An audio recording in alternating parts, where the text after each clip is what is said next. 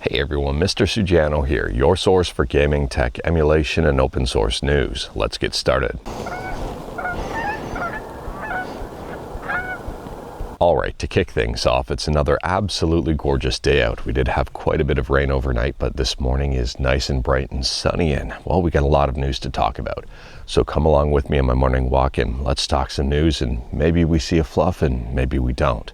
And the first thing we're talking about on the docket here is Simple Launcher. So Simple Launcher is branded as a powerful and flexible open source front end for emulators, and Simple Launcher just released version 4.5.0.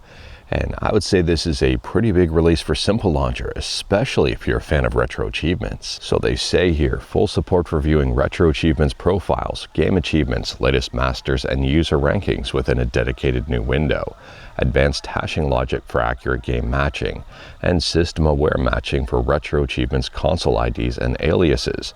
And there's also UI improvements, new overlay buttons for game items for quick access to retro achievements, video links, and info links. On top of that, they've added MAME A7800 emulator configuration and documentation, and even more. There's bug fixes and even more. I don't know about you, but I would say this is a big update for Simple Launcher. If you're interested and wanted to learn more about it, like everything we talk about, link will be within the GitHub link in the bottom of the description below. I don't hide my sources. And moving on here, next up we're talking about PlayStation 2 emulation on Android with ARMSX2. And ARMSX2 just launched a brand new GitHub page here for compatibility tracking. They're calling it the ARMSX2 Compatibility list. So they say here in an announcement, we made a new repo called ARMSX2 Compat. This repo will allow you to tell us what games do or don't work so we can focus on them. And speaking about compatibility, next up we're talking about WinPlay by Xiaomi. For those who may or may not be aware, WinPlay is a Windows emulator on Android by Xiaomi. And it seems as if it's being reported, at least, that in China, games are limited to ones that are only pre-approved by Xiaomi. Now, unfortunately, I don't know if this is going to apply eventually to other regions as well, or if it'll just be limited to China. And I don't even know why games have to be pre-approved for the app. Anyways, here, super weird, super interesting, and I'm curious to learn more about it if things change. And speaking about change, next up, we're talking about Team Fortress 2 Classic. And Team Fortress 2 Classic has announced that they are canceling their beta and possibly changing their name. So the announcement is right up on Steam here. It's called Progress Report September 2025. Never mind. We are canceling the open beta. Unfortunately, we will not be hosting an open beta due to reasons outside of our control. They say in the final stages of the review process, we were informed that an app on Steam cannot be both a mod and demo at the same time. And on top of that, at the bottom of the announcement, there is a heavily redacted section, I'm guessing as a joke. Valve has asked us to blank due to concerns that the blank is to blank, and which we're inclined to agree. And that is being speculated as a naming change and possibly more naming changes within the game. So overall here, there are a couple of silver linings. One, Valve has not shut the project down. They're just simply asking for some changes to it. At least it seems that way. And number two, they say the good news is that this time crunch poured jet fuel on development and the mod is in pretty good shape. We're still very much on track for full release and are probably in a better spot than we would have been if we never attempted this in the first place. And speaking about stuff on Steam, next up we're talking about Serious Sam 2. And Serious Sam 2 got a surprising update here, a surprising 20th anniversary update. Now, I'm not going to lie here. When I first saw this update, I wasn't really thinking it was going to be that big. Maybe some community items like trading cards, and that's really about it. And I was wrong. Taking a look here, this seems like it's a huge update. But no surprise, the very first thing on the list is community items. 14 trading cards, 10 emoticons, 6 profile backgrounds, 3 animated profile backgrounds, and even more. However, the meat and potatoes of this update is under the fullest of changes. UI and visual changes here, redrawing of HUD icons and other menu images in HD, as close as possible to the original 2005 release, to preserve the game's individuality. They've updated fonts, menu entries. They've increased multiplayer player list font size for better visibility. They've added show radar profile option to the game options menu, and even more. I mean, listen to this. They've added on-screen messages for sprint always on or off. They've adjusted weapon positioning on the screen. They've updated the Colt reloading animation to prevent clipping during dual reloads. They've reduced weapon sway while sprinting from 200% of walking sway to 150%. Changed default resolution to 1280 by 720 for better compatibility across systems. Movies now play in full screen, and they've updated the boot up video. There is a lot of stuff in here, a lot of tweaks and refinements, and if you are interested, I would recommend checking out their updated changelog. And speaking about stuff on Steam, next up here we're talking about Battlefield 6. And wow, that's a really loud goose, or geese. Anyways, here we're talking about Battlefield 6, and Battlefield 6 seemingly is off to a hugely strong start. So taking a look on SteamDB, and Battlefield 6 right now is sitting in 14th place for most played games of all time, with a highest concurrent player count of 747,440 people. That is quite a bit. Baldur's Gate 3 is the next one up with 875,000. And underneath Battlefield 6 is Goose Goose Duck with 702,000.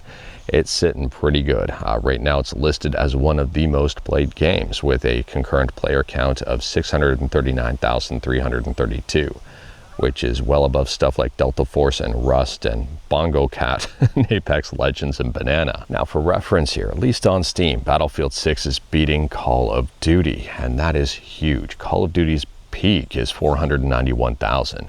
Battlefield's peak is close to 800,000.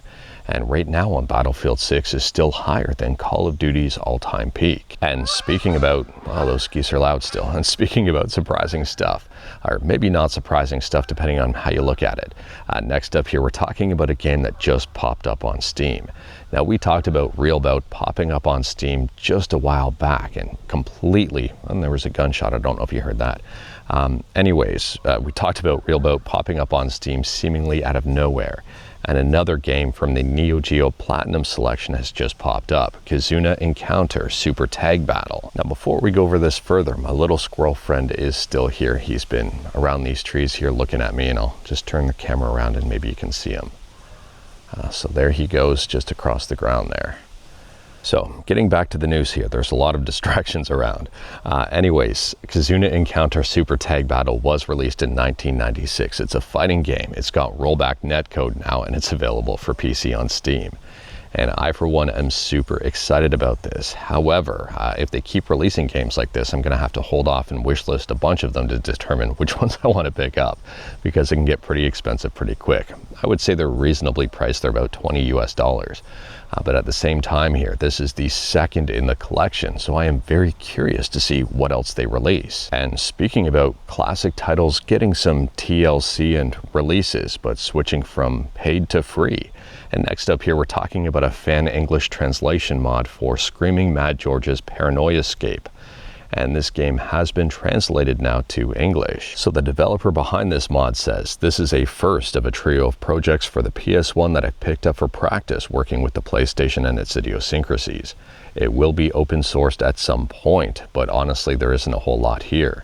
This patch translates the screens that appear before each level, offering objectives and tips, as well as swapping Screaming Mad George's Japanese voice clips for English ones found unused in the Japanese game. It also fixes a typo in the ending." The developer then says, "This game is absolutely bonkers weird and is seasonal to boot. It's a first-person surrealist horror pinball game, and that really says it all. It isn't for the squeamish, but if you're looking for something weird and creepy, this is it." I'll be honest with you, I have not played this game, and now I'm kind of interested.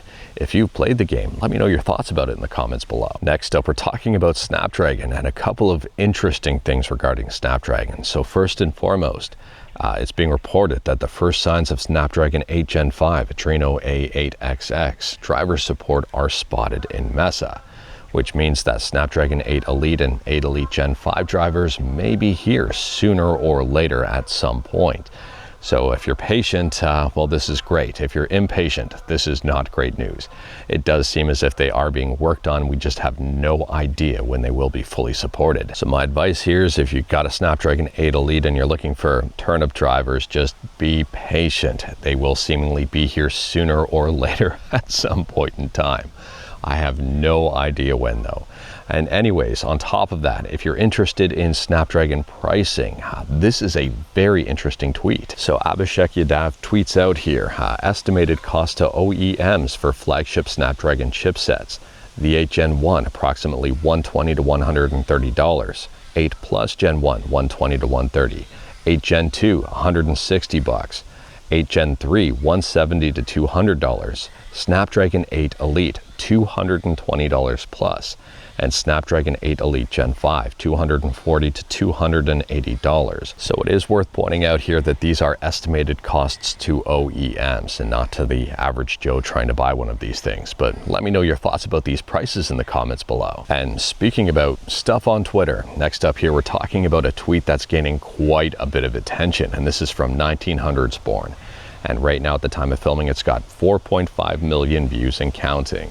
I have a theory that Huawei was banned in the US because it was more advanced than the fruit company, but they made an excuse and said it was for security. And this is a comment on a video showcasing a laptop tablet combo that looks really interesting with a keyboard touchscreen. Let me know your thoughts about this one in the comments below. That's really all I've got here. It's just the Huawei Matebook looks pretty cool. And speaking about looking pretty cool, last up here we're talking about RiazorMC, and there's a video titled All Mario Kart DS Nitro Tracks in an MK8 track. And it seems as if a lot of people were excited about this potential mod. And it also seems as if this mod is 100% fake. Now, I'm not gonna lie, I'm hoping this is wrong, I'm hoping it's real, and I'm hoping it's amazing, but at the same time, it does seem that it's fake. There's a lot of opinions, a lot of comments out there, and there's a lot of stuff out there kind of disproving the authenticity of that mod. This person here on Twitter says, yep, here's a botched edit where the shadows don't align. On top of that, there's a number of comments that are picking apart Minecraft Infinity, the Mario Kart 8 custom track that was unveiled last year with over 2.9 million views on YouTube. So it would be super unfortunate if this stuff was fake, but it does seem based on the evidence presented that this is fake, and there's no evidence to confirm that it's real. Let me know your thoughts in the comments below. But anyways, that is all I've got for you in this one. Straight to the point, all stuff and no fluff, unless you count the sounds of the geese and maybe that little squirrel again that decided to say hello. We talked about a bunch today. Feel free to discuss anything we talked about in the comments below. If you like this video, leave a like. If you didn't like this video, leave a like, hit that subscribe button, check out my other videos. Don't tempt fate, save your state.